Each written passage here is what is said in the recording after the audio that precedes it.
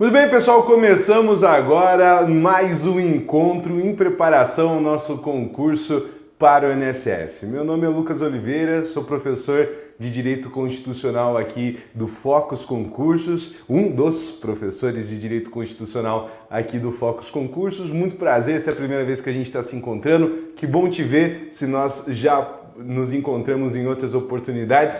Sejam todos muito bem-vindos, muito bem-vindas. Quero começar cumprimentando aqui a galera que já chegou, já deixou boa tarde, já interagiu. Na minha tela aparece aqui ainda a Edjane Santana, boa tarde, Edjane, o Rafael, a Leidivânia, o João Davi também já está aqui. Muito bem, Rafael. Pô, já deixou as perguntas respondidas. Galera, seguinte, o que o Rafael está comentando é sobre um vídeo anterior, uma aula anterior que nós tivemos, um aulão, foi quase que o artigo 5º inteiro naquela última aula, a gente meio que extrapolou alguns limites, né? Foram 3 horas de aula, o vídeo está na sequência, está na parte da playlist aqui, para quem quer se preparar para o INSS, é bem fácil de localizar na nossa plataforma, no nosso canal. Então, como a aula ficou muito extensa, eu acabei terminando sem responder os exercícios. Mas hoje eu trouxe aqueles exercícios que faltaram ser respondidos no nosso último encontro e alguns mais. Então hoje nós teremos um plus aqui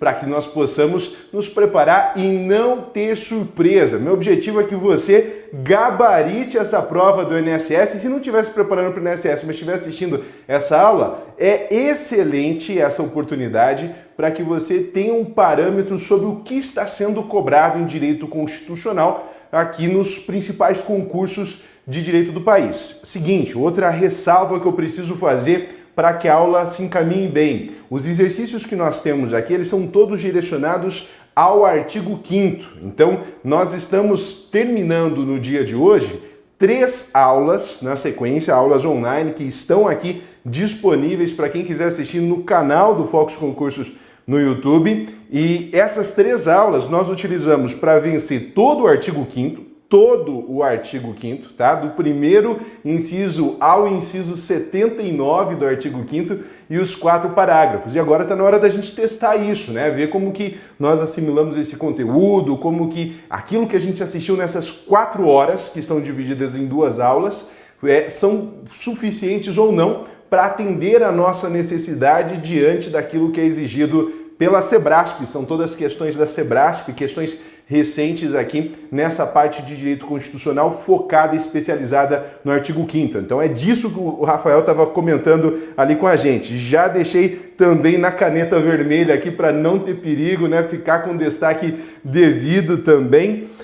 Boa tarde, Manoele, boa tarde, seja muito bem-vinda. A Ana Ribeiro aqui também. O material em tese já é para estar no link aqui, pessoal, senão nossa equipe já está providenciando, e eu vi ali que a Pamela já está ligada, o pessoal também da nossa equipe de suporte do pedagógico aqui já está disponível. Se perdeu a aula, não tem problema não, viu, Manoel? Olha, tem os vídeos que estão gravados e estão no canal, estão disponíveis aqui para quem quiser assistir quantas vezes quiser, beleza?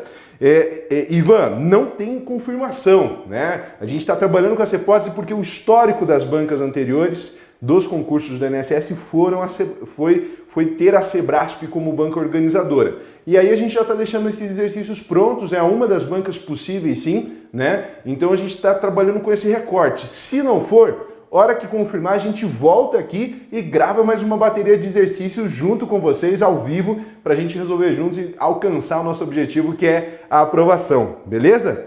Então, nós estamos aqui, nesse momento, retomando esses elementos que nós já desenvolvemos nas aulas anteriores, beleza? Então, vamos lá, pessoal. Vou desenvolver aqui algumas questões, alguns exercícios. Eu espero que vocês tenham a seguinte sensação: pô, mas essa aí é fácil, hein? Essa outra também é fácil. Essa aqui mais fácil ainda. Eu quero isso. Quero que vocês achem essas questões fáceis. Não sacanei na seleção, não peguei aquelas mais facilzinhas só para dar essa impressão, porque se você achou fácil, é que você está se preparando bem, teu esforço está dando resultado e é motivo da gente comemorar, beleza? Vamos lá. Deixa eu colocar aqui na projeção, beleza? Nosso primeiro exercício. Pessoal, tradicionalmente tem esse formato aqui as questões da Sebrasp, né? Pode mudar, inclusive eu coloquei também uma outra questão em outro formato, mas só para a gente poder ir acostumando aqui e aí podendo comentar algumas referências importantes que nós temos e desenvolver o raciocínio. É bem importante que além do conteúdo a gente tente compreender como que a banca consegue sistematizar e organizar os seus enunciados. Então, no nosso primeiro exercício aparece assim, ó: o direito fundamental à vida é hierarquicamente superior aos demais direitos fundamentais. Isso aqui, pessoal, aparece da seguinte forma. Nós temos ali no artigo 5º caput 5 princípios que são fundantes. É como se fossem cores com as quais nós pintaremos aqui um quadro. Esse quadro são os incisos, as regras derivadas desses princípios. Aparece a vida, a liberdade, a igualdade, a segurança e a propriedade. São os 5 que aparecem no artigo 5º.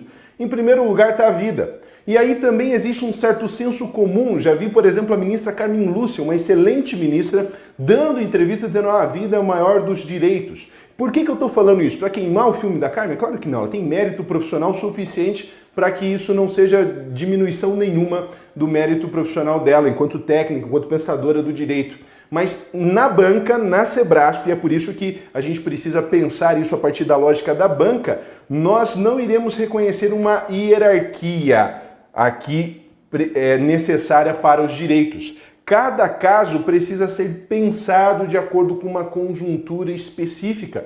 Tanto é que o próprio ordenamento jurídico prevê hipóteses em que não há punição quando há violação da vida. Então, a priori, a princípio, não existe necessariamente uma prevalência da vida em relação aos outros direitos. E aí, um exemplo, só para te ajudar a pensar nisso. Lembra que nós vimos na Constituição que algumas penas são proibidas, né? A pena de morte, por exemplo, ela é proibida no direito brasileiro, salvo na hipótese de guerra declarada. Isso está lá no artigo 5º, inciso 47, a linha A. Pois bem, se eu, por exemplo, traio a pátria sem matar ninguém, né, só o fato de violar aqui a ideia de nação já legitima a imputação da pena de morte pelo Código Penal Militar e as penas que ele comina, né, a execução pela pena de fuzilamento nessas hipóteses. Então, só para a gente pegar uma referência, né, a pátria, por exemplo, pode estar acima da vida de uma pessoa quando a gente pensa os bens jurídicos diretamente tutelados pelas normas penais. Só para pegar essa referência, tá? Então, nesse caso aqui, não há possibilidade de que a gente afirme, que a gente crave que a vida é sempre superior aos demais direitos. Por isso, aqui o enunciado ele está errado, tá? Ele desafia o nosso senso comum, aquilo que a gente carrega como referência natural, né? Eu também, se alguém não parasse para conversar comigo a respeito disso, eu acho que eu concordaria com o enunciado, concordaria com a frase, e como eu disse, é possível que a gente encontre pessoas por aí com muita credibilidade falando isso, mas para a banca a gente responde que não, fechou? Mandar um abraço para a galera da Bahia que está aqui, a Nanindeua também, que eu vi nos comentários anteriores, lá a galera do Pará interagindo com a gente, que beleza, galera, que alegria que é ter vocês aqui com a gente. Professor Júlio também estava ligado aqui conosco. Um abraço, meu mestre, meu querido professor Júlio. Vamos lá, vamos lá. Exato, Patrícia. Pena de morte é proibida, salvo nas hipóteses de guerra declarada. Artigo 5º, inciso 47, a linha A da nossa Constituição. Vamos lá, vamos para mais um exercício agora, o exercício de número 2. Olha só como que a banca cobra isso, como que pode cair na sua prova. A Constituição Federal de 1988 dispensa extenso tratamento, quanto aos direitos e às garantias fundamentais. Acerca desse assunto, julgue o item a seguir. Então vamos lá. Admite-se a extradição de brasileiro naturalizado em caso de crime comum, desde que este tenha sido praticado anteriormente à naturalização. Pessoal, seguinte, esse tipo de conteúdo aqui, olha, é quase certeza que vai ter alguma questão na tua prova. Por que é quase? Pode ser que até que não caia, mas vai lá, chutando, só para você pensar o quanto que isso é importante na tua preparação, você chegar na prova sabendo a respeito disso. Isso aqui eu acho que tem uns 60% a 70% de chances de estar na tua prova, tá? Então, porque é um conteúdo bem recorrente na área de direitos fundamentais, essa parte da extradição. Então, quando você for ler esse enunciado, você tem que ler até com um pouco mais de calma, um pouco mais de leveza nesses casos, para você não deixar passar nada. Até porque algumas palavras, se você acabar incorrendo ali numa leitura dinâmica, pode ser que você leia errado, né? Mesmo que você seja um grande leitor, uma grande leitora, acabe fazendo aquela leitura dinâmica que a gente pega mais ou menos ali o início e o fim da palavra e acaba errando. Então, olha só a palavrinha que você tem que ficar atento, tem que ficar atenta se aparecer alguma coisa sobre extradição na sua prova. Vou até marcar aqui, ó, naturalizado, tá? Brasileiro nato. Atenção, o brasileiro nato, em hipótese alguma, é extraditado. O brasileiro nato nunca será extraditado. A gente pode pensar que o cara cometeu um crime de guerra, crime contra a humanidade, genocídio. Ele pode ter cometido pedofilia, estupro de vulnerável. Pense na conduta mais abjeta que você tiver capacidade de pensar. Ele pode ter cometido essa conduta. E ainda assim, ele não será extraditado se ele for brasileiro nato. Onde que está isso, Lucas? Eu tenho que ver com os meus próprios olhos. Está lá no artigo 5º, inciso 51 da Constituição Federal. Tá? Artigo 5º, inciso 51. Então, o brasileiro nato, ele nunca é extraditado. Essa é a regrinha que está prevista ali na Constituição Federal. O brasileiro naturalizado, ele pode eventualmente ser extraditado.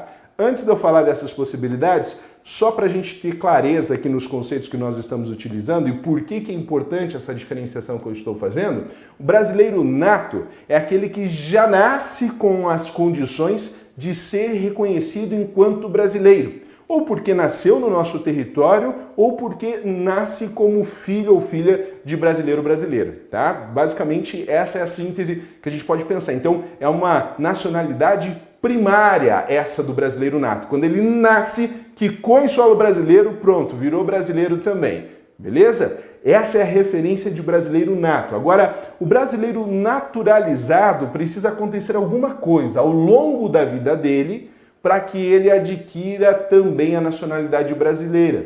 Então, nessa hipótese, ou ele precisou morar aqui, ele precisou trabalhar na embaixada brasileira, ele veio quando ele era criança, então não nasceu brasileiro, mas o fato de migrar para o Brasil permitiu a ele assumir, ainda que na condição provisória, a nacionalidade brasileira. Isso tudo está sendo tratado e regulamentado lá na lei de migração, tá? Então é um assunto que não necessariamente cai, mas eu estou dando os exemplos para a gente poder entender aqui o que é acontecer algo na vida dele. Então, o brasileiro naturalizado não nasceu brasileiro, não tinha as condições para o momento do nascimento dele ser reconhecido dessa forma, e algo aconteceu na vida dele que permitiu então que ele adquirisse essa condição também de brasileiro, por isso pode ser chamada a naturalização de nacionalidade secundária, algo que se adquire ao longo da vida.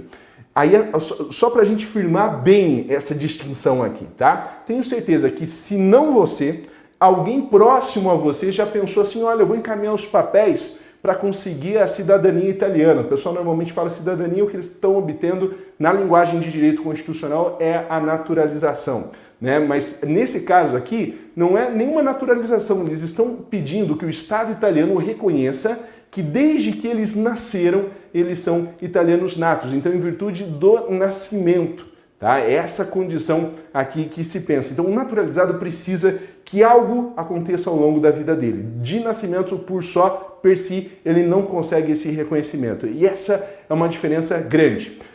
Beleza, feita a distinção aqui entre brasileiro nato e brasileiro naturalizado, vamos para o mérito do enunciado? Vou aqui para o quadro para que isso possa ficar mais claro, mais evidente, só para a gente resgatar os conteúdos que nós já vimos na aula anterior. Então, vamos supor, tá, que eu tenha aqui uma pessoa que nasceu na Espanha, o Alejandro. E o Alejandro, ele se naturaliza, então ele adquire a condição de brasileiro no ano de 2020. Vou fazer uma linha aqui para marcar o ano de 2020. O Alejandro se tornou brasileiro por alguma das hipóteses previstas na legislação. Então, daqui para cá, espanhol, daqui para cá, brasileiro. Daqui para cá, brasileiro, antes estrangeiro, ok? Agora, vamos supor o seguinte, que o Alejandro tenha ido visitar, ele mora aqui no Brasil a partir de 2020, ele foi em 2021 visitar os amigos e os familiares dele lá na Espanha.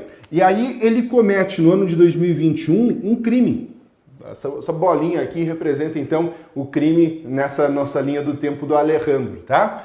Bom, o Alejandro, quando ele comete esse crime no ano de 2021, ele já é um brasileiro naturalizado. Se ele voltar para o Brasil e a Espanha condená-lo por esse crime sendo crime comum, um crime de estelionato, sei lá, formação de quadrilha, coisa arada, então nessa hipótese, ele voltando para o Brasil não vai enviá-lo para a Espanha, mesmo que a Espanha solicite. É exatamente disso que se trata a extradição, né? A Espanha vai chegar para o Brasil e vai falar, olha, tem um cidadão aí chamado Alejandro e ele tem um problema aqui comigo na justiça que ele foi condenado pela prática de estelionato e ele está morando ali em São Paulo, por exemplo, manda ele para cá, Brasil.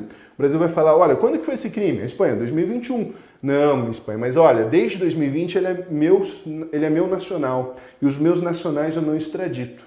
Agora vamos pensar se fosse uma outra hipótese. Esse mesmo crime, ele tivesse ocorrido aqui, ó, no ano de 2019. Nossa, e muda tudo.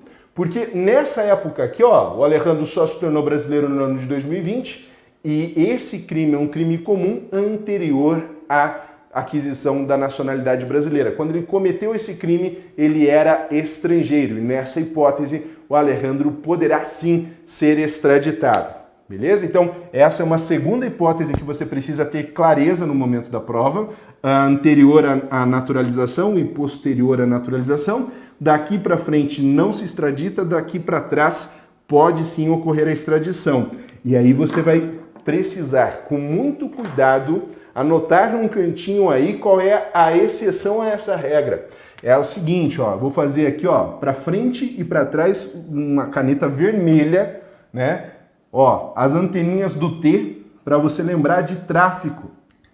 Se o crime cometido for referente a tráfico de drogas, ele pode ser extraditado mesmo depois da naturalização. Isso aqui é isso que eu fiz, que eu expliquei, só vale para o brasileiro naturalizado, não para o brasileiro nato. O brasileiro nato nunca será extraditado nos termos do artigo 5º, inciso 51. Mas aqui, você vai lembrar do Tzinho, das antenas do T, tá? O tráfico tem atividade tanto para trás como para frente. É possível que ocorra a extradição se o Alejandro se envolver com tráfico de drogas, se o crime que ele foi acusado for referente ao tráfico de drogas. Com base nessas informações, vamos ler de novo o enunciado, para ficar fácil, para ficar macio aqui a resposta que nós estamos procurando. Admite-se a extradição de brasileiro naturalizado em caso de crime comum, desde que tenha sido praticado anteriormente a naturalização. E aí, galera, certo ou errado? Como é que a gente responde se cair na nossa prova desse jeito?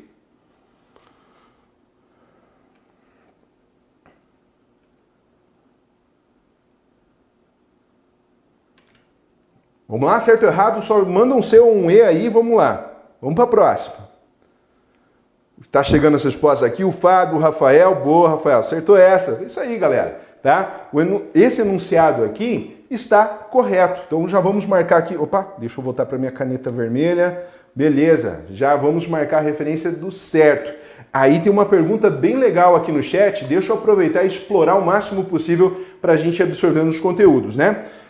O Rafael me perguntou assim, ó, e crimes políticos também será? Primeira coisa, galera, noção de crime político. É importante. Essa ressalva aqui que nós tivemos, ela entra em um aspecto, só que ali entra no artigo 5º, inciso 52, não mais no 51. Tem essa diferençazinha. O Brasil não extradita ninguém por crime político ou de opinião. Agora, o que é o crime político? O que é isso, né? O crime político é aquele crime que decorre de uma resistência a um regime não democrático, a uma ditadura, né? a uma situação de grave vulnerabilização de direitos humanos, onde a pessoa vai lá e resiste. E eu vou te dar um exemplo que não é controverso, que não é polêmico, para você ter clareza no que a gente está pensando quando fala em crime político. está tendo agora a guerra da Rússia, né, contra a Ucrânia. E aí o Estado russo, ele está reprimindo bastante a oposição, quem está contra a realização dessa guerra. Então, se vai alguém segurando um cartazinho lá na frente do Kremlin, dizendo pare a guerra, stop the war, se tiver alguma coisa assim, não tem dúvida, vai chegar a polícia, vai prender essa pessoa e essa pessoa vai ser tipificada em algum dispositivo que sabe Deus qual que é o dispositivo que eles enquadram lá no direito russo. Então vamos pensar que nós tenhamos aqui alguém que esteja no Brasil, um russo, e ele esteja pela internet mesmo fomentando protestos, ações de resistência e protestos contra a guerra. Mas protesto, é isso, de pegar lá, ficar falando, colocar cartazes e tudo mais. Nessa hipótese, o que nós temos, galera, é um crime político. Então, se o Estado russo pedir a extradição desse russo que está no Brasil, mesmo ele sendo russo, ele não precisa nem ser naturalizado, nós não o extraditaremos, porque isso é um exercício legítimo de resistência a um sistema de privação de direitos humanos. Então, nessa hipótese, mesmo o estrangeiro, a gente não precisa nem pensar no naturalizado, mesmo o estrangeiro não seria extraditado, beleza?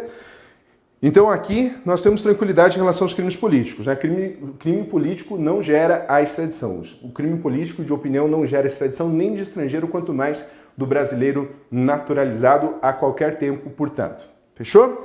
Muito obrigado, galera que mandou aqui no chat as respostas. Todo mundo acertou, né? Não sei se daí também...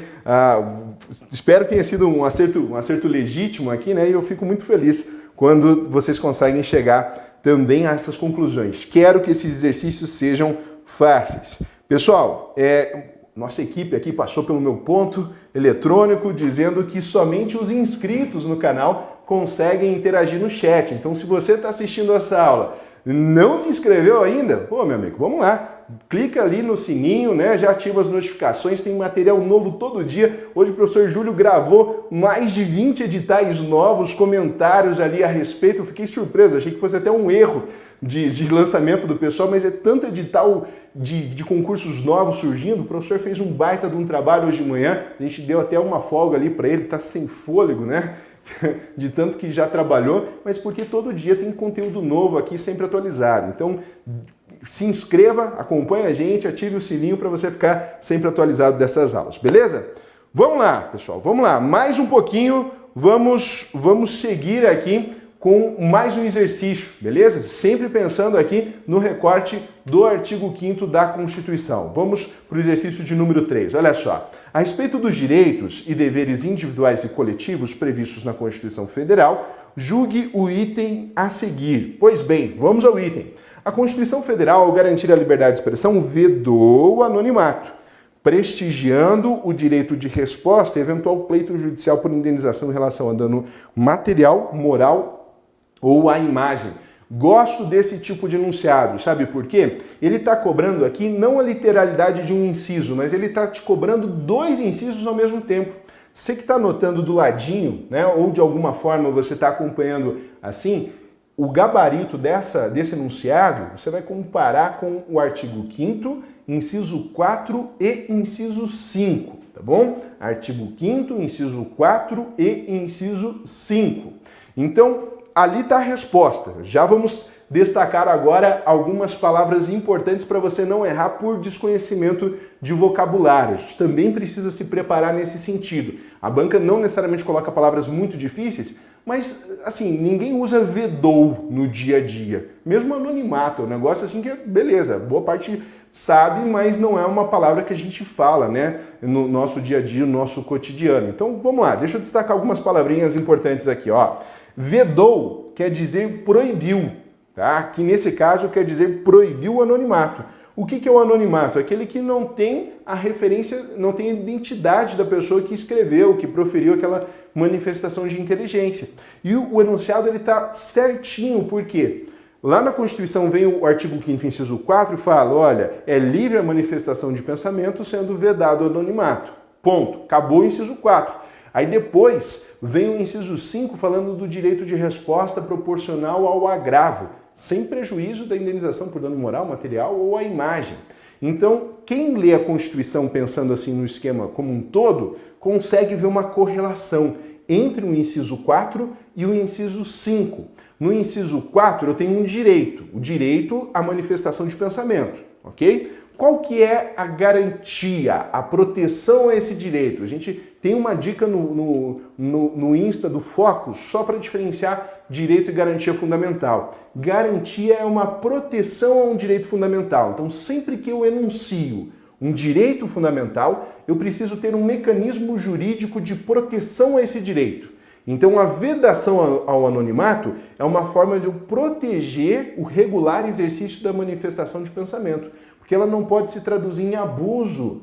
Não pode se traduzir em abuso, né? Nós temos que compreender aqui que os direitos, eles não são absolutos. Liberdade de expressão não é absoluta, manifestação de pensamento não é absoluta, liberdade religiosa não é absoluta. Você vai falar, mas meu Deus, não é absoluto? Não. Coloca sempre um exagero para você ver como não vai ser absoluto. Se você pensar assim, nossa, e se na liberdade religiosa a religião for para sacrificar virgens? Não tem como legitimar esse tipo de liberdade religiosa. Tem que ter uma restrição, percebe? Então é nesse sentido quando eu digo que são relativos esses direitos, tá? Nesses absurdos, nesses abusos. Então a Constituição, quando prevê direitos, também prevê equilíbrios, proteções, para que esses direitos não se traduzam em violência, não legitimem ações de violência. Então, no artigo 5º, inciso 4, nós temos a vedação ao anonimato como forma de proteger a liberdade de pensamento para que ela não se traduza em abuso. E, se houver abuso, ainda vem o inciso 5º, que diz o seguinte, olha, se houver abuso do direito anterior, isso está nas entrelinhas da Constituição, se houver abuso da liberdade da manifestação de pensamento, é assegurado o direito de resposta proporcional ao agravo, que é o quê? É utilizar o mesmo espaço que foi empregado para proferir a ofensa para a defesa. Agora, nesse clima gostoso que nós estamos vivendo de campanha eleitoral, um clima leve, tranquilo, sereno, pessoal confraternizando, conhecendo a família um do outro, sabendo onde a mãe do outro trabalha. É incrível, né? Então, nesse clima gostoso de campanha eleitoral, se um candidato vier e abusar da liberdade de expressão dele, o outro vai ganhar um espacinho da propaganda gratuita do candidato para poder responder. Mesmo espaço, mesmo tempo destinado à ofensa, vai ser destinado à defesa. E o outro candidato vai poder, tô aqui, invadir, estou usando o horário do meu adversário para esclarecer o povo brasileiro em relação a isso, né? Então, isso é direito de resposta. E o fato de ter o direito de resposta não anula, não exclui, é independente uma coisa da outra, a possibilidade ainda de se pleitear a indenização por dano material, moral ou imagem que esse abuso do direito tenha promovido, tá? Então, muito legal o exercício porque ele mostra uma tendência da banca, ela não necessariamente fazia assim nos anos anteriores, né? Ali até 2018, 2019 era praticamente um inciso por enunciado. Aqui ela unificou 2 incisos e cobrou isso num só exercício. Então, nesse caso aqui, a Constituição, ao garantir a liberdade de expressão, proibiu o anonimato, né? Prestigiando o direito de resposta e eventual pleito judicial por indenização em relação a dano material, moral ou à imagem. Nesse caso aqui, nós temos então que o enunciado está correto. Pessoal, outra palavrinha que pode aparecer nesse contexto, eu já vou passar para o próximo exercício, mas só para a gente conseguir trabalhar e expandir os horizontes, né? Para isso que a gente faz esses exercícios agora, apócrifo. É uma outra palavra que a gente não usa no nosso dia a dia e pode ser que caia no enunciado desse, você erre porque não sabe o que significa. Apócrifo é um texto que eu não sei o autor, anônimo, né? É um fake. O apócrifo é o que escrevia os pergaminhos ou as folhas, as cartas, os panfletos sem identificar. Hoje nós temos o fake que produz textos apócrifos na internet. Então, todo texto apócrifo é aquele texto que eu não consigo identificar o autor, beleza? Vamos lá, como estamos aqui, galera? Tudo bem? Mandaram bem, isso. 3 está certo também. Seja muito bem-vinda, a Patrícia, que chegou agora, está nos acompanhando. Legal, vamos lá. Tá quase se matando mesmo, Luciana. A galera tá com os nervos à flor da pele aqui. É isso aí, Edvice. Muito bem, galera. Muito bem. Vamos para o próximo exercício, tá? Para a gente também conseguir... Deus o livre, se eu precisar de mais um bloco para terminar o artigo 5º, a galera do pedagógico me pega depois. Vamos lá para o exercício número 4. Esse aqui bem interessante também, ele trabalha alguns incisos, então isso afirma essa tendência da banca a trabalhar incisos diversos no mesmo exercício. É uma característica importante para você que está se preparando se ater, tá bom? E treinar com esse nível a mais de dificuldade. Eu acho que, de fato, acaba sendo um pouquinho mais exigente, mas nada impossível também. Vamos direto para o nosso enunciado aqui, olha só. São inafiançáveis e imprescritíveis os crimes de racismo e terrorismo, bem como a ação de grupos armados contra a ordem constitucional e o Estado democrático.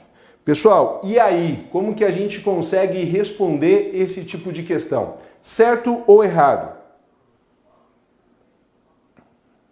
Francisca, seja muito bem-vinda, chegando agora. Isso, Douglas, a Daniele já matou, foi na jugular, hein? O Rafael também, o Rafael marcou a C nessa, Daniele marcou errado, tem o detalhezinho do terrorismo. Traiçoeiro ali, hein? Muito bem, pessoal, olha só aqui, ó. Esse mapeamento aqui está ali entre o artigo 5º, inciso 43, 44 da Constituição, tá? Um para mais, um para menos, está nessa região ali do artigo 5º. Então, tem um detalhezinho que é isso aqui, ó. Ração, que é um macetezinho, né? Fala sobre os crimes imprescritíveis, tá? Então, essa característica é de ração. O que é ração? R de racismo e ação de grupos armados, tá? Então, aqui, ó, esse é a ação e o R aqui vem do R de racismo. Então, essa característica da imprescritibilidade está aqui. Agora, existem os crimes que são insuscetíveis de graça ou anistia, que são os 3 T's mais os hediondos, tá? Os 3 T's mais os hediondos. E entre esses T's, né, você tem o tráfico, a tortura e o terrorismo, nós temos essa variável aqui. Então, nesse exercício, o problema dele, né, que nós constatamos é, de fato, a referência ao terrorismo. O terrorismo ele está sobrando ali nesse enunciado. E por isso, como ele está estendendo uma característica que a Constituição não previu ao crime de terrorismo, nós temos que marcar, então, como uma alternativa errada. Beleza? Vamos lá. Então, vamos marcar aqui o número 4 como errado. Número 5. Número 5, ele tem aqui o enunciado um pouquinho mais extenso, né? E também pode ser cobrado dessa forma. Reparem como a banca vai mostrando as várias faces aqui, por isso eu tentei pegar uma pluralidade de exercícios distintos. Reparem como esse enunciado é um pouco mais sintético e esse enunciado um pouco mais detalhado, né? Mais extenso. Então, pode ser que você encontre das duas formas na sua prova. Por isso, você precisa se preparar com diferentes perfis de exercícios também. Vamos aqui à leitura, então, do enunciado número 5.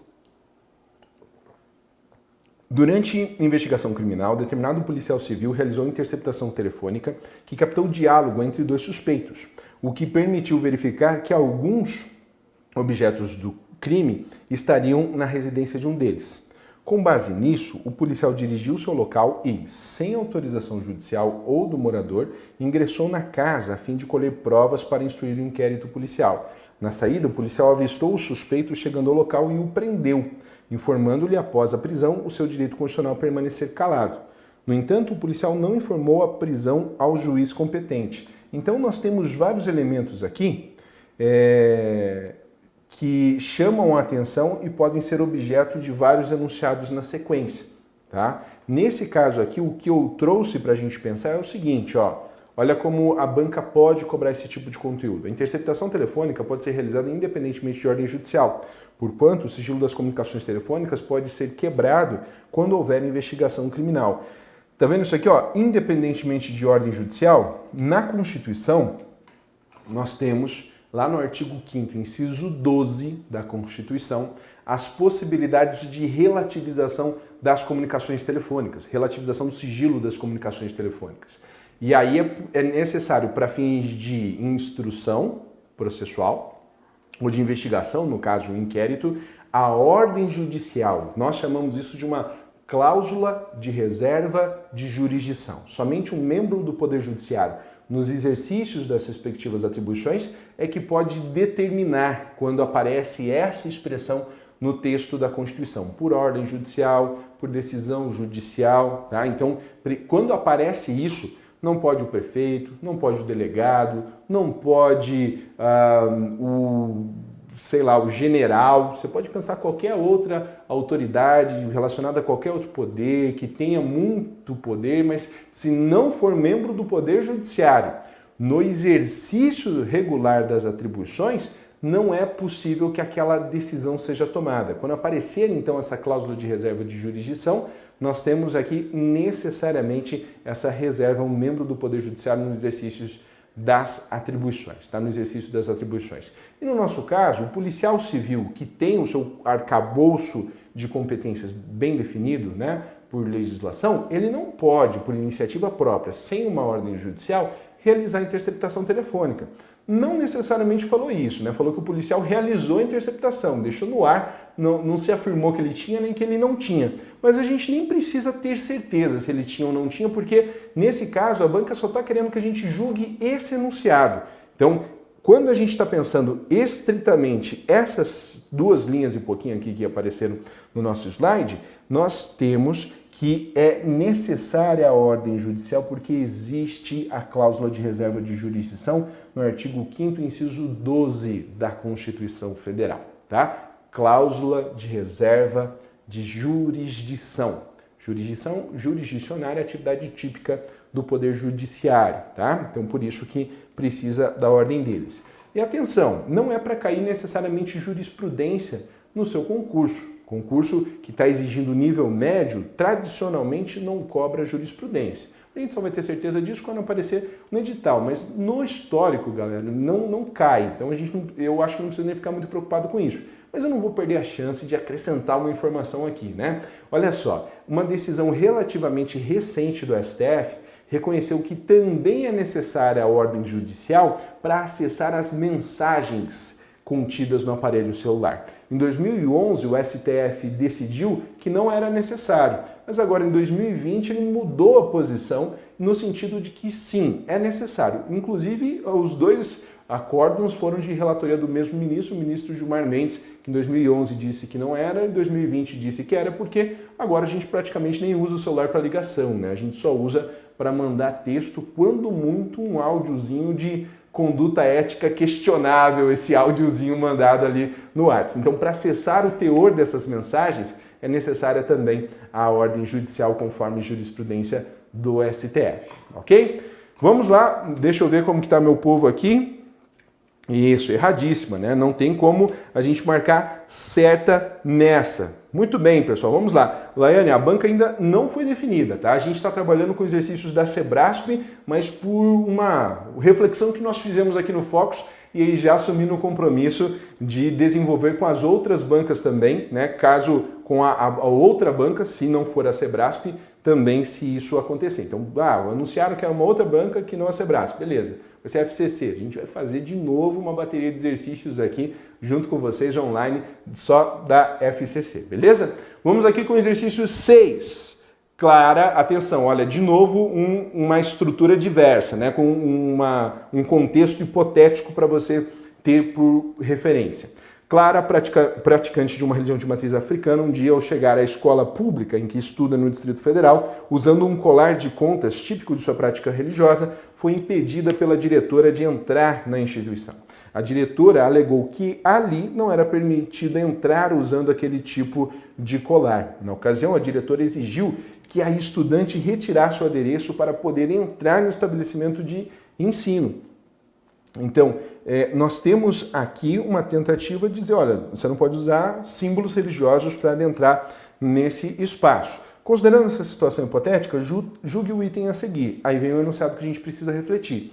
O direito à liberdade de consciência e de crença é considerado um direito fundamental de segunda geração. Pessoal, isso aqui tem detalhe, hein? Isso aqui tem detalhe e detalhe que talvez ainda a gente não teve tanta oportunidade de refletir a respeito disso nas aulas. Quando eu comecei a falar sobre o artigo 5º, eu expliquei o seguinte, no artigo 5º nós temos preponderantemente dispositivos relacionados à primeira, a chamada primeira dimensão dos direitos fundamentais. A primeira geração ou dimensão dos direitos fundamentais, ela serve para dizer um grande não para o Estado. Não. Estado, não mate, porque a vida é um direito fundamental. Estado, não censure, não censure, porque a liberdade de expressão é um direito fundamental. Estado, não se meta nas associações, porque a liberdade de associação é um direito fundamental. Estado, não se meta nas profissões, porque a liberdade de profissão é um direito fundamental. Essa primeira dimensão, não vou dizer tudo, tá? Mas a base do artigo 5º, ela surge naquele contexto de transição entre o Estado absolutista, aquele negócio dos reis, coroa, mantos, castelos e tal, e o Estado liberal, que é quando nasce o direito constitucional. Então, como o Estado antes, esse Estado absolutista, ele era retratado como Leviatã, o Leviatã, se você quiser conhecer, só lê o capítulo 41 do livro de Jó. Lá você vai ver o tamanho da fera que era retratada aqui pelo Thomas Hobbes, né, que foi o principal teórico do Estado absolutista. Então era um Estado que poderia cometer qualquer tipo de violência. E o grande anseio do povo era justamente, preciso de um espaço para minha individualidade. Então eu estou adestrando o Leviatã. Eu, Constituição, estou dizendo para o Estado, não faça isso porque isso aqui é um direito fundamental do indivíduo. Não faça outra coisa porque isso aqui é um outro direito fundamental do indivíduo. Não exproprie porque a propriedade é um direito fundamental. E, acima de tudo, Estado, não confessionalize as suas instituições porque a liberdade religiosa é um direito fundamental. E cabe ao indivíduo,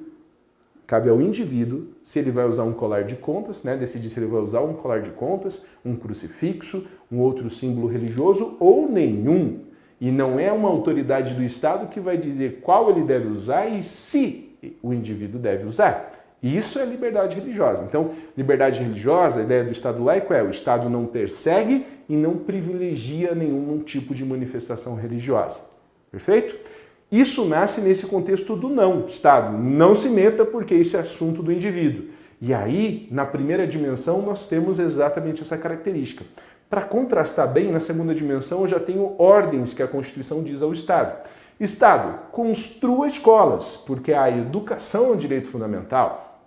Estado, contrate enfermeiros, enfermeiras, fisioterapeutas, médicos, adquira medicamentos, porque a saúde é um direito fundamental. Estado, organize a previdência porque a aposentadoria é um direito fundamental. Percebe que eu estou dando ordens para o Estado fazer coisas? Então, na primeira dimensão, eu tenho condutas de abstenção. Pode aparecer assim na sua prova. Comandos de abstenção, de não fazer. Enquanto na segunda dimensão, ou geração, que já ali no século XIX em diante, eu tenho as condutas para que o Estado faça.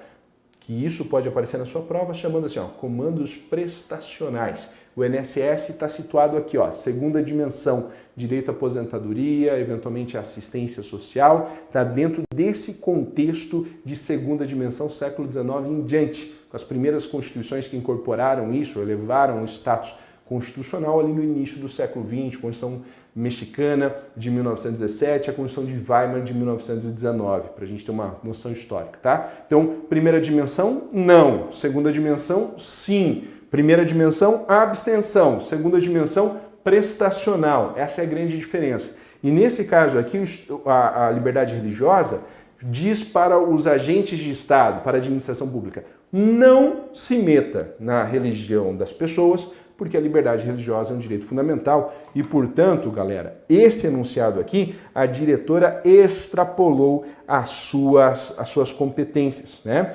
Nesse caso, ela não deveria ter se metido aqui na questão do uso do colar de contas, mas não é nem isso que a gente está julgando. A gente só quer saber se é de primeira ou de segunda dimensão, é para que o Estado não se meta na liberdade de consciência e de crença, não é algo que ele deva fazer, é um não. Então, por isso, não é segunda geração, aqui é direito de primeira dimensão. Só para recapitular e não perder a oportunidade, liberdade religiosa está tratada na Constituição, ali no artigo 5º, inciso 6 a 8º.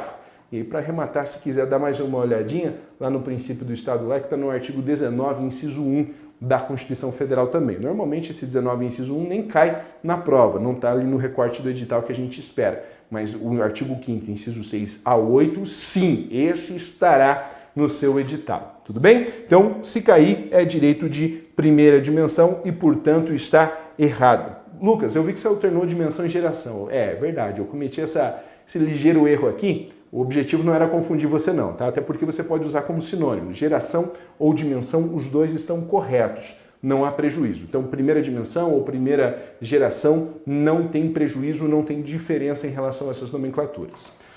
Agora vamos para um outro formato de questão. Vejam que eu estou tentando trazer aqui para vocês várias possibilidades, né?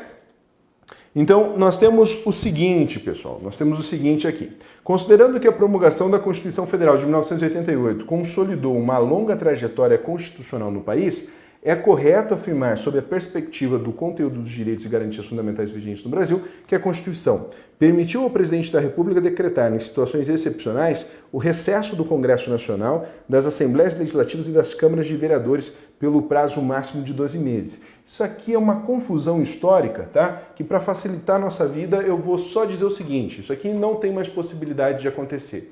Lá no século XIX tem algumas coisas que poderiam ser parecidas com isso, em 37 teve algo semelhante, mas aqui não aconteceu, depois nos atos institucionais algumas restrições também ao Poder Legislativo, mas no cenário da Constituição de 88 não existe possibilidade do Executivo restringir as reuniões do Legislativo. Isso não existe mais na Constituição de 88, nada semelhante a isso, tá? Nem mesmo na hipótese de intervenção federal, o estado de defesa, o estado de sítio, o Congresso Nacional é fechado, ao contrário, a Constituição reserva a atuação dele nesses contextos, que são contextos assim muito de limites entre a civilização e a barbárie, justamente para que o Congresso Nacional continue a fiscalizar as atividades do Executivo nesses momentos onde ele ganha mais atribuições. Então não fecha em hipótese alguma.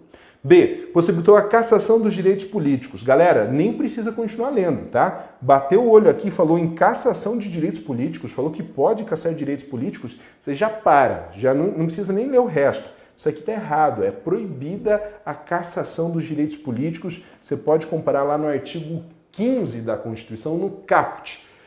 Esse dispositivo pode estar no teu edital, tá? Pode ser até que não esteja. Vamos ver o que aparece ali, que às vezes eles cortam um pouquinho antes, mas tradicionalmente sim, ele foi exigido nos editais anteriores, fala sobre as hipóteses de perda ou de suspensão dos direitos políticos. Mas lá no caput é vedada a cassação e por isso a gente não vai marcar a alternativa B. Em seguida, nós temos aqui a alternativa C. Institui a plena liberdade de associação para fins lícitos, sendo vedada de caráter paramilitar. Achamos, é ela, a alternativa C, é a alternativa correta nesse caso. E você que está anotando o gabarito e anotando o fundamento, que é legal, para você ganhar intimidade com o texto da Constituição, compara isso que foi escrito aqui na alternativa C com o artigo 5º, inciso 17 da Constituição Federal. É lá que você vai ter certeza que essa é a nossa alternativa, beleza? Possibilitou ao presidente da República a instituição de censura prévia por força do princípio do interesse público. Censura prévia não. O artigo 5º, inciso 9 da Constituição, proíbe a necessidade de autorização ou mesmo censura para a liberdade de expressão científica, artística, etc. Tá? Então, não é possível a censura aqui numa situação de normalidade política. E permitiu expressamente a suspensão do habeas corpus para os crimes políticos contra a segurança nacional. Isso aqui é coisa lá dos atos institucionais, não tem também nada semelhante aqui no âmbito da Constituição de 88. Os atos institucionais foram os 17 atos institucionais que incorporaram a Constituição de 67, a partir da emenda realizada em 69, e essa Constituição por inteiro foi revogada com o advento da Constituição de 88. Então, nada que estava nela, né, foi aproveitado aqui no âmbito da Constituição de 88, por isso, coisa lá dos atos institucionais, quer dizer, coisa de uma Constituição que não mais produz efeitos jurídicos, que não mais existe para o mundo jurídico, ok? E agora a questão de número 8, que é a última da aula anterior, da minha dívida, e finalmente eu estou pagando a dívida aqui com vocês que me acompanharam desde o início da nossa jornada aqui no artigo 5º. Vamos para a questão de número 8. Se uma pessoa tiver o exercício de sua cidadania inviabilizado por falta de norma regulamentadora, o remédio constitucional adequado para viabilizar o seu direito será... Atenção, a parte mais importante desse enunciado é isso aqui, ó, falta de norma regulamentadora. Falou em falta, eu tenho um remédio específico. Esse remédio aqui é o mandado de injunção. Pessoal, na aula anterior tem um esqueminha que eu tentei caprichar do meu jeito, eu não sou uma pessoa com fino trato estético, né? Mas eu tentei fazer um esqueminha, um mapa mental para ajudar nessa parte dos remédios constitucionais, que eles são realmente bem importantes. Acho que desde a época que o Rui Barbosa fazia concurso público, eles caem nas provas de concurso. Então, nesse caso, eu vou repetir aqui de forma um pouquinho mais rústica, né? Um pouquinho menos elaborada, mas assistam a aula anterior, tá? Assistam a aula anterior, aquela das 3 horas ali que a gente bateu o artigo 5º, já dá uma aceleradinha, vai para o final, é o slide mais colorido que tem na aula anterior, é sobre essa parte dos remédios constitucionais. Primeira coisa, você que não assistiu, até para você poder entender melhor. Seguinte, existem os direitos fundamentais, as garantias. As garantias são proteções aos direitos. Então é como se fosse uma embalagem, né, para proteção do direito, porque o direito é uma coisa fofinha, uma coisa sensível, fácil de ser violada e, portanto, precisa ter uma proteção. Da mesma forma que eu falei antes ali sobre a vedação ao anonimato e a liberdade de pensamento, tá? Então é uma proteção para que, se alguém se sentir violado, possa responsabilizar a pessoa que abusou eventualmente de seu direito. Muito bem. Algumas garantias são garantias mais qualificadas, elas estão ali para dar um suporte ainda maior, uma proteção ainda maior. Por quê? Porque elas são como se fosse um alarme, elas chamam a autoridade pública para a defesa de um direito que está sendo violado. Essas garantias que fazem esse fiasco, que chamam a autoridade pública para a defesa de um direito fundamental, nós chamamos de remédios constitucionais. E a Constituição, ela tem um lado meio farmacêutico, assim, então ela vai administrando esses remédios conforme a doença que é constatada, conforme a necessidade. E esse esqueminha tem por objetivo estabelecer um protocolo de tratamento das violações de direitos fundamentais. Nem todos os remédios constitucionais estão aqui.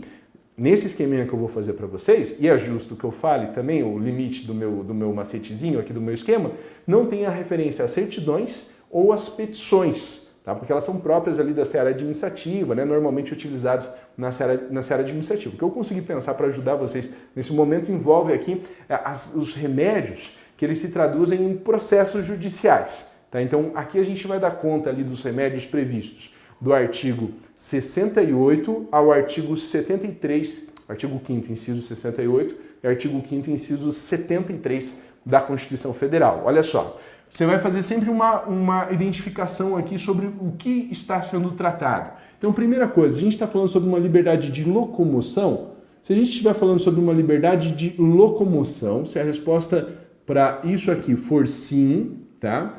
Então, o remédio que eu vou utilizar vai ser o habeas corpus. Se a minha resposta para essa pergunta for não é sobre liberdade de locomoção, vou fazer mais uma pergunta. É sobre uma informação particular? Uma informação de caráter particular? E aí eu tenho alguns verbos aqui que são importantes. Esses verbos são, eu quero retificar, que quer dizer corrigir um erro, né? Que tem uma palavrinha em português que é ratificar. Ratificar é afirmar. Lembra do azinho? De afirmar. Tá? Erro. Então, aqui eu quero corrigir. Retificar, acessar ou anotar. Anotar é um acréscimo de uma informação em banco de dados públicos, tá? Se for uma informação particular, aí eu vou fazer a pergunta aqui, né? Se a resposta for sim, eu vou utilizar o remédio chamado habeas data. Se a resposta for não, então eu vou continuar perguntando, tá? Isso aqui tem a ver com ato da administração pública, da administração? E aí, esse ato da administração, ele precisa envolver aqui o erário, que é o patrimônio público, todo patrimônio público eu posso chamar de erário. Erário pode ser o meio ambiente, pode ser a moralidade, pode ser um ato que viola a moralidade pública, ou ainda o patrimônio histórico e cultural, tá? Esses 4 bens, eles são tutelados aqui, ó, se eu responder sim, né, para essa pergunta, é um ato que viola o patrimônio público, o meio ambiente, moralidade, o patrimônio histórico ambiental, então o meu remédio será a ação popular, AP.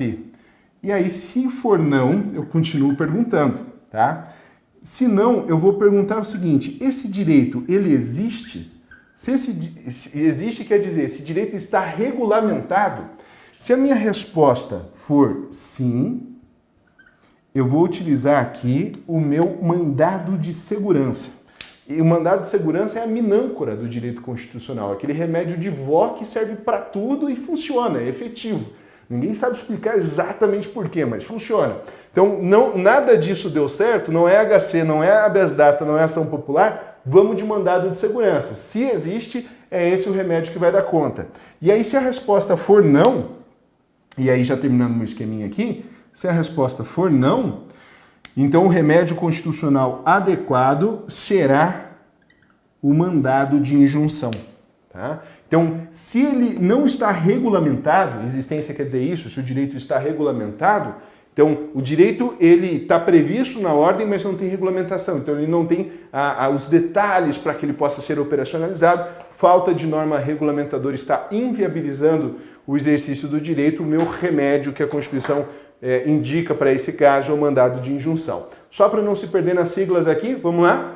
HC de habeas corpus, HD de habeas data, AP de ação popular, MS de mandado de segurança e mandado de injunção para MI, tá? Então nós temos esse protocolo de tratamento que o texto da Constituição apresenta em relação às ações constitucionais. Sair da tela só para você poder dar o print, se você quiser, mas lá na aula tem um negócio que eu fiz editado com uma, né, assim, esse meu descontrole motor aqui de motricidade fina, beleza? Então, nós com isso conseguimos resolver aqui todas as questões da aula anterior. Eu vou pedir para a galera colocar o link aqui das aulas anteriores para quem quiser assistir, beleza?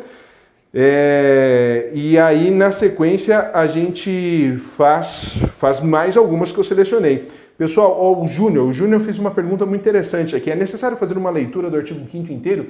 Júnior, não vá para a prova sem ter feito pelo menos uma vez esse exercício de leitura, tá? Olha, eu gravei em 4 horas os comentários ao artigo 5º inteiro. Se você assistir no vezes 2, às vezes eu dou uma empolgadinha aqui, eu falo um pouco mais rápido, o pessoal pega no meu pé depois. Parece o Eminem, né?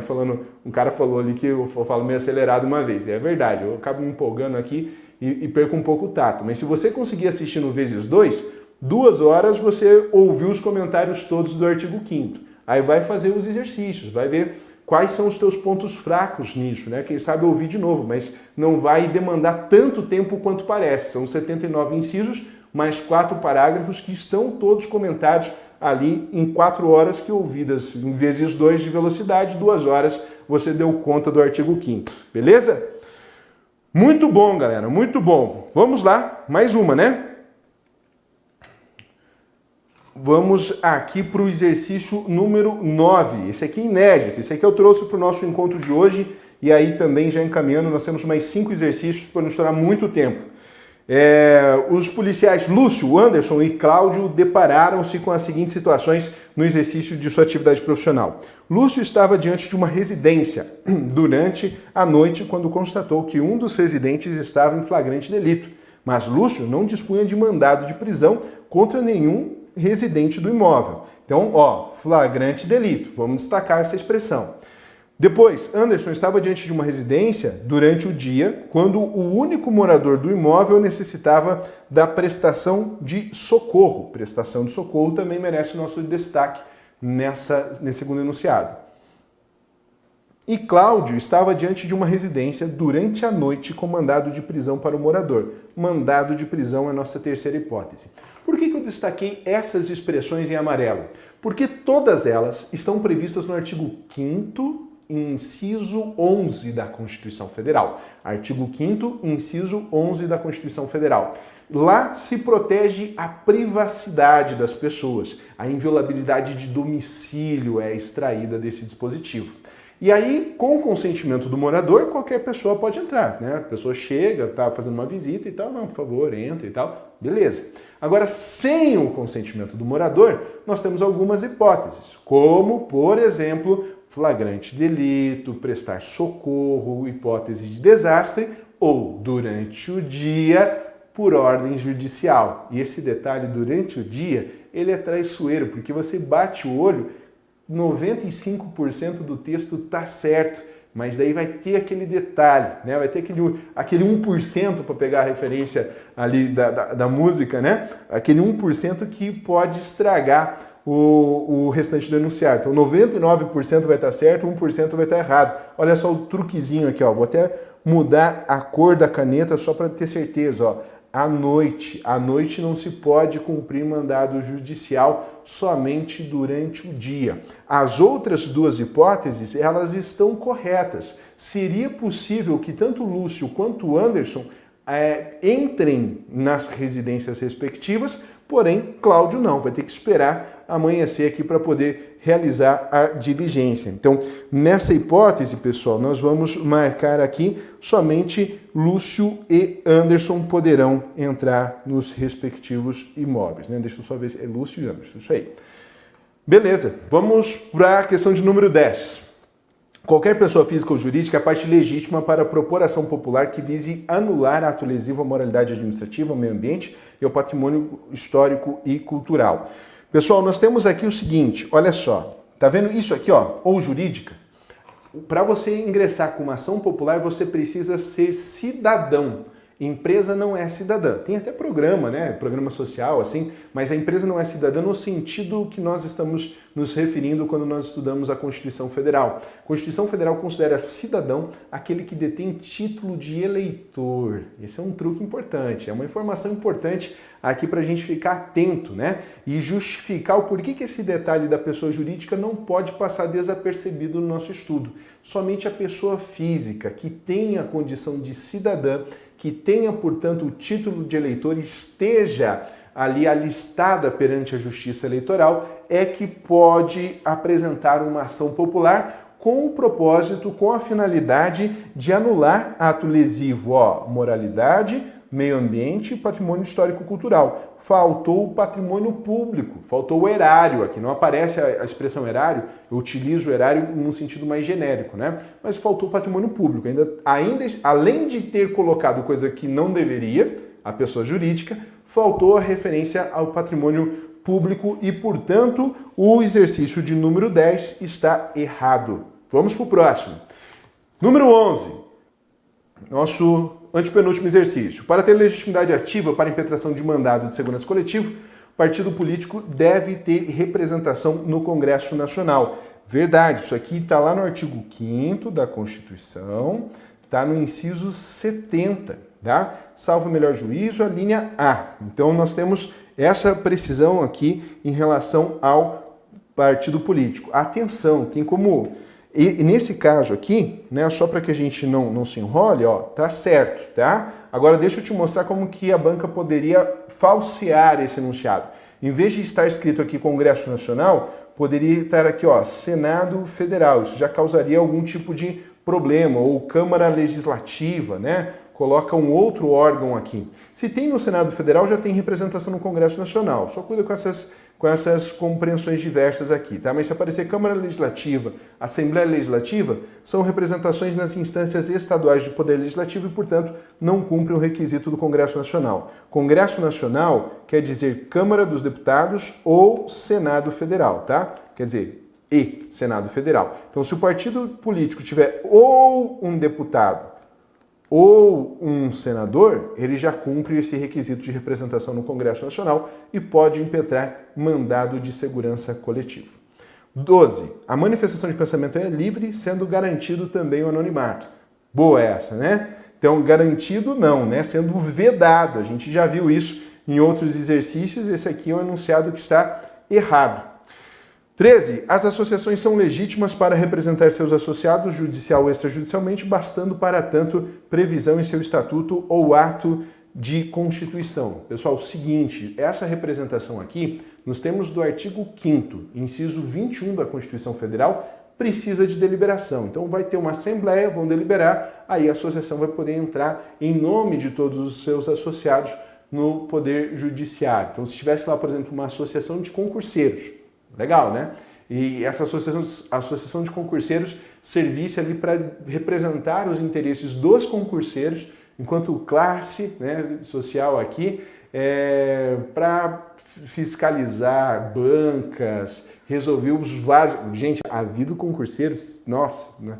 É muito difícil. Então, se tivesse uma associação dessa, ia ser de fato bastante útil, porque daí poderia potencializar e qualificar as intervenções tanto extrajudiciais quanto judiciais de representação dos interesses. Aí, para isso, dependendo da ação, precisaria ter uma assembleia deliberando. Olha, a gente pode entrar sim com essa ação para discutir esse aspecto específico. Aí, a associação, um só CNPJ, poderia entrar em nome de 1.000, 10.000 pessoas, para não precisar ter 10.000 ações discutindo a mesma questão de prova ou coisa do gênero, tá? Então, nesse caso aqui, precisa ter a deliberação específica e aí não basta apenas a previsão no estatuto, por isso está errado. Enunciado 14, a associação de pessoas para fins lícitos é garantida constitucionalmente, sendo vedada a interferência estatal em seu funcionamento. Contudo, é possível a suspensão de suas atividades desde que precedida de decisão judicial, independentemente do trânsito em julgado. Gente, isso aqui vocês têm que tomar muito cuidado. Primeiro, a ideia de decisão judicial é cláusula de reserva de jurisdição. Não pode perder isso de vista, tá? Somente um membro do Poder Judiciário no exercício das funções é que pode deliberar a respeito. Agora, veja só, é possível que essa decisão judicial, ela determine a suspensão e é possível que ela também determine a extinção, a dissolução da associação, tá? Dissolução é a expressão que aparece no texto da Constituição, vou colocar extinção aqui. Suspensão, tá? A suspensão pode ser por qualquer ordem. Pode ser uma liminar, por exemplo, tá? Em sede de liminar, eu consiga suspender as atividades da associação. Então, para a gente poder materializar isso, uma associação foi criada para trabalhar com crianças e, na verdade, se descobriu que aquilo era só um chamariz para atrair crianças e, na verdade, nos banheiros tinham câmeras e era uma rede de pedófilos que estava criando essa associação, então não era para o bem-estar das crianças, era com essa intenção. Deus o livre, né? A história é macabra. Aí o que pode acontecer? O Ministério Público entra com a ação e fala, ó, excelência, tem registro, tem câmeras aqui, tem que suspender agora, de imediato. A associação não pode continuar funcionando porque ela foi criada supostamente para dar suporte à infância, mas está sendo instrumentalizada para uma finalidade criminosa, né? Ilícita para pegar o gênero, mas com certeza crime. Aí o Poder Judiciário olha para aquilo e fala, é verdade, hein? Fortes indícios aqui, ó, periculo in mora, fumus boniuris, reversibilidade da decisão, que são as exigências lá do CPC, não precisa se preocupar com isso agora. E aí, antes que a sentença venha, o Poder Judiciário fala o seguinte, ó, o negócio está tão sério, que antes de citar a associação para que ela apresente a defesa, contraditório e tal, porque também são garantias constitucionais, já vou determinar que ela não mais abra, que não receba uma criança mais. E que entregue todos os arquivos e tal, já vá lá ao oficial de justiça, faça a busca e apreensão desses itens todos e pronto. É possível que isso aconteça no início do processo, porque se for para esperar a sentença sair daqui a 2, 3 anos, nossa, quanta coisa já aconteceu, né? Então, a suspensão é possível a qualquer tempo por decisão judicial. Porém, a extinção, a dissolução, somente com trânsito em julgado, que é essa expressão que aparece aqui, ó. Tá? O trânsito em julgado ele só é exigido, ele só é exigido para dissolução. Então eu posso suspender por qualquer decisão judicial, mas para dissolução eu preciso ter o trânsito em julgado. E aí isso está escrito também ali na Constituição, salvo o melhor juízo no artigo 5º, inciso 19 ou 20, tá? Considerem aí uma margem de um para mais, um para menos. Agora veja o que o enunciado quer. Ele quer a suspensão. A suspensão está aqui, ó. Suspensão pode ser por ordem liminar, a qualquer tempo. Então, independentemente do trânsito em julgado. O enunciado está certo. O enunciado um pouquinho truncado, um pouquinho mais difícil, mas que a gente consegue resolver com a literalidade da Constituição, inclusive. Só vai demandar um pouquinho de cuidado no momento da interpretação. Saideira agora, exercício número 15. Por questões de segurança dos agentes públicos, o preso não tem direito à identificação dos policiais que o prenderam. Esse enunciado está errado. Existe sim o comando aqui, o direito fundamental à identificação dos agentes responsáveis pela prisão. Beleza? Com isso, galera, a gente encerra por aqui a nossa aula. Eu quero agradecer de coração todo mundo que acompanhou. Eu me comprometo a deixar aqui os links, né, na descrição do vídeo, para quem está assistindo agora, para quem vai assistir isso aqui depois, está trabalhando agora, está na correria, beleza? A gente vai conseguir dar suporte para vocês também. E, enfim, vamos continuar essa nossa caminhada. Há vários outros vídeos que foram gravados sobre outros assuntos que caíram nas provas anteriores. Nós vamos continuar a produzir esse material aqui para vocês com muito carinho e vamos caminhar com você até o seu objetivo final, que é a aprovação, conquista dessa vaga, beleza? Deus abençoe todo mundo, galera. Eu vou organizar, Júnior, vou organizar aqui, beleza? Me comprometo com vocês, vou pedir para a equipe já disponibilizar logo na sequência. Um grande abraço a todos, uma excelente tarde, Deus abençoe vocês aí na preparação e nós nos encontramos aqui nas várias plataformas do Grupo Focus. Até mais.